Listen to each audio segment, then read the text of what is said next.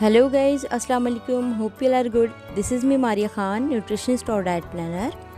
आज आप लोगों के लिए अपनी स्टडी के साथ साथ एक रेसिपी शेयर करने जा रही हूँ।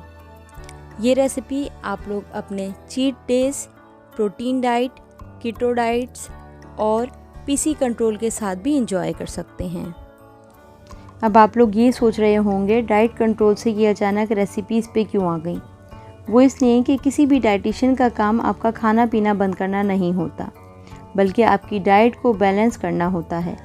यानी जब आप फास्टिंग के अमल से बाहर आएँ तो ऐसे फूड का इंतखाब करें जो वज़न में कम और न्यूट्रिशंस के हिसाब से ज़्यादा ताकतवर हो, ताकि आपकी डाइट भी कंट्रोल रहे और आपकी बॉडी की रिक्वायर्ड कैलोरीज़ भी पूरी हो सकें।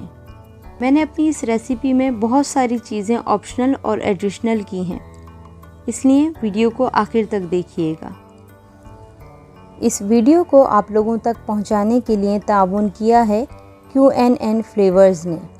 QNN flavours is a part of dream world, Karachi, Pakistan most famous resort, hotel and gulf course. अब आ जाते हैं रेसिपी पे। ये मेरी अपनी रेसिपी है। हाँ, इंस्पायरेशन ज़रूर हैं। कुछ यादगार मेमोरीज़ के साथ हुंजा के ट्रेडिशनल खाने जो भुलाए नहीं भूल सकते। अब वक्त और हालात की किल्लत की वजह से ऐसा कैसे मुमकिन हो कि इन मनोसलवा को अपनी ख्वाहिश के मुताबिक एंजॉय किया जा सके, तो क्यों ना इन लजीज खानों को हर घर के दस्तरखान की रौनक बना दिया जाए। बस इसी बात और इन खानों के टेस्ट को जहन में रखते हुए एक छोटी सी कोशिश की है, ताकि इन ट्रेडिशनल डिशेस को आप सब के दस्तरखान की जीनत बना सकूं। मैंने अपनी इस वीडियो में रेसिपी से रिलेटेड कुछ बारीकियां शेयर की हैं। इन्हें समझना बहुत ज़रूरी है। मिसाल के तौर पर मसालों और मिक्सिंग के तरीक़ाकार। इसलिए रेसिपी के 100% रिज़ल्ट हासिल करने के लिए वीडियो को बहुत इत्मीनान के साथ समझ के देखिएगा, क्योंकि बज़ाहिर दिखने में आपको ये बहुत आसान और जल्द बन जाने वाली रेसिपी लग रही होगी, लेकिन कुछ बारीकियां ऐसी हैं जो मैंने इस वीडियो के दौरान आप लोगों के साथ शेयर करी हैं। यहाँ सबसे पहले एक बोल में हम 3 टेबल स्पून अदरक लहसुन का पेस्ट ऐड करेंगे।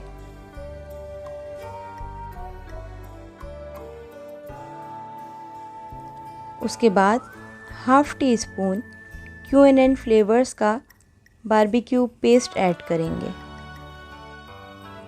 इस पेस्ट की खासियत ये है, आप इसको बारबेक्यू के अलावा कच्चे कीमे के कबाब, खड़ा कीमा, गोरकुन, टिक्का फ्राई बोटी, ग्रिल फिश और मेरी तरह ऐसी न्यू रेसिपीज़ में भी इंजॉय कर सकते हैं। QNN की एक बड़ी रेंज मार्केट में इंतहाई मुनासिब कीमत में दस्तयाब है। अब 1 table spoon smoky barbecue sauce add करेंगे।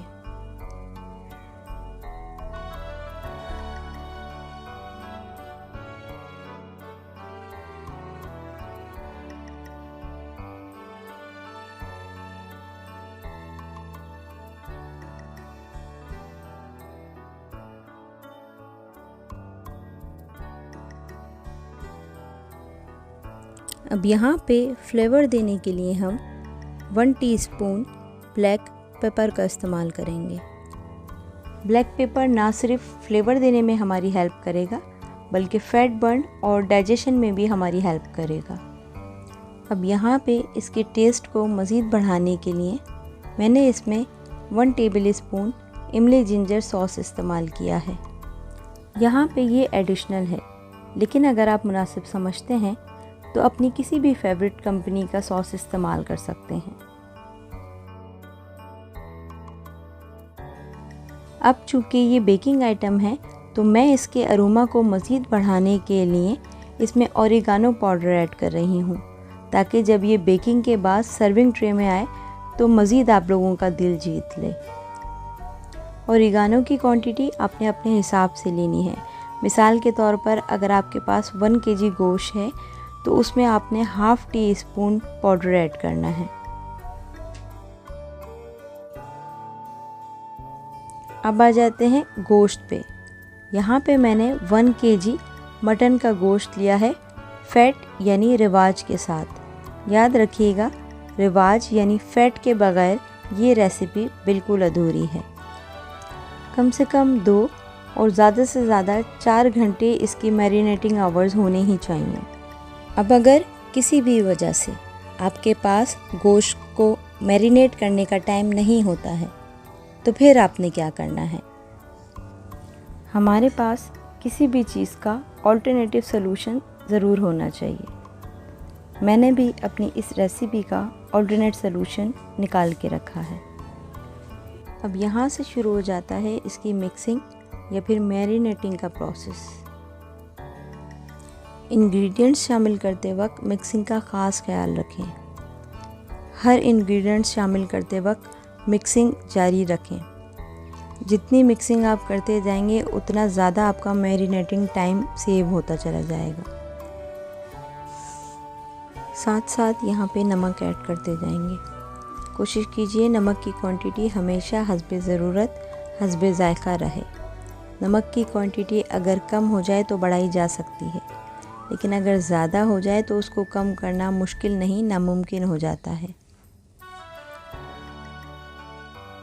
अब यहाँ पे दोबारा मिक्सिंग का प्रोसेस स्टार्ट करेंगे ताकि तमाम मसाले आपस में अच्छी तरीके से मिक्स हो जाएं और गोश्त गलने का अमल स्टार्ट हो।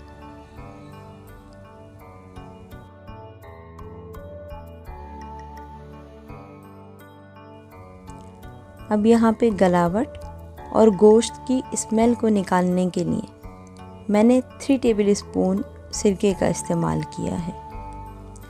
अब अगर आपके पास अचानक गेस्ट आ जाते हैं या फिर आपके पास इसको मैरिनेट करने का टाइम नहीं बचता है तो इस सूरत में आप इसको प्रेशर कुकर में डाल के 1/2 लीटर पानी के साथ बॉईल कर लेंगे और इसका पानी को सुखा के इसे सेपरेट कर लेंगे। अब मैरिनेट के बाद का प्रोसेस हो या फिर बॉईल के बाद का प्रोसेस, दोनों ही सूरतों में आपने इसको फॉइल पेपर में रख के अच्छी तरीके से रैप कर देना है और आधे घंटे के लिए इसको ओवन में रख के बेक कर लेना है।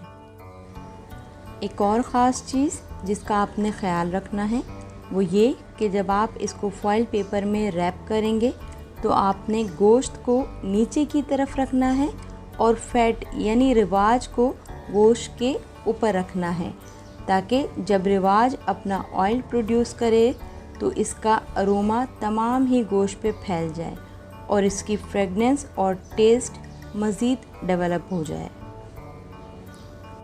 अब अगर आप इस रेसिपी से रिलेटेड मेरे ही रिव्यूज़ लेते हैं तो oh my God, it was delicious, it was amazing in test.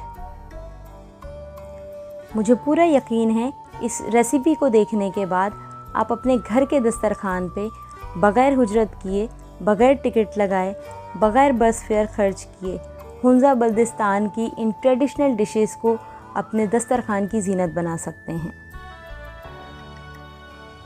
इस रेसिपी की ख़ास खूबी ये है, ये किसी आम गोश्त यानी गाय, बकरे या मुर्गी से तैयार नहीं की जाती। ये ख़ास पहाड़ी याक के गोश्त से तैयार की जाती है। इस रेसिपी की दूसरी बड़ी स्पेशलिटी ये है, ये किसी आम बर्तन में तैयार नहीं की जाती। ये अब से 200 साल पहले इस्तेमाल होने वाले पत्थरों के बर्तन में तैयार की जाती है, जो कि अभी तक इन कदीम एरियाज़ में सेव हैं। इनको स्टोन पॉट के नाम से जाना जाता है। यही वजह है कि इन पहाड़ी जानवरों और ख़ासकर याक के गोश्त को गलाने के लिए किसी प्रेशर कुकर या फिर गलावट का इस्तेमाल नहीं किया जाता। ठंडे और बर्फीले इलाकों में याक का गोश्त जिस्म में गर्माइश और ताकत का काम करता है। आम गाय बकरे के मुकाबले में ये 80 गुना ज़्यादा ताकतवर होता है। मेरे पास ना तो यहाँ याक का गोश्त था और ना ही स्टोन पॉट, तो ऐसा क्या किया जाता कि वही टेस्ट मेरे दस्तरखान की जीनत बनता। तो मैंने यहाँ वो टेस्ट लाने के लिए फ़ैट यानी रिवाज का इस्तेमाल किया और स्टोन पॉट की जगह मैंने ओवन का इस्तेमाल किया ताकि इसका अरोमा को मैं किसी तरह हासिल कर सकूं। ओवन इस्तेमाल करने की दूसरी बड़ी वजह ये थी कि मुझे अपनी कैलोरीज़ मेंटेन रखना थी। मैं यहाँ पे आर्टिफिशियल ऑयल, घी, तेल का इस्तेमाल करना नहीं चाहती थी। इसीलिए मैंने इसमें चर्बी का इस्तेमाल किया और उसी चर्बी से मैंने इसको पकाने की कोशिश की। दूसरा, मैं अपनी इस रेसिपी को कड़ी या फिर किसी सॉस की शक्ल देना नहीं चाहती थी।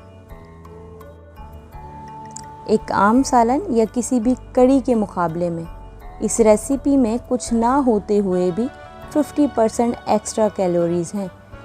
तो कोशिश कीजिएगा सिर्फ चीट डेज़ में ही इसको एंजॉय करें। उम्मीद करती हूँ आज की मेरी ये ट्रेडिशनल डिश आप लोगों ने भरपूर तरीके से एंजॉय की होगी। तो फिर देर किस बात की, जाइए और एंजॉय कीजिए और अपनी रिव्यूज़ कमेंट सेक्शन में आके जमा कराइए। अपना बहुत ज़्यादा ख्याल रखिएगा, दुआओं में याद रखिएगा। Love you all. अल्लाह हाफ़िज़।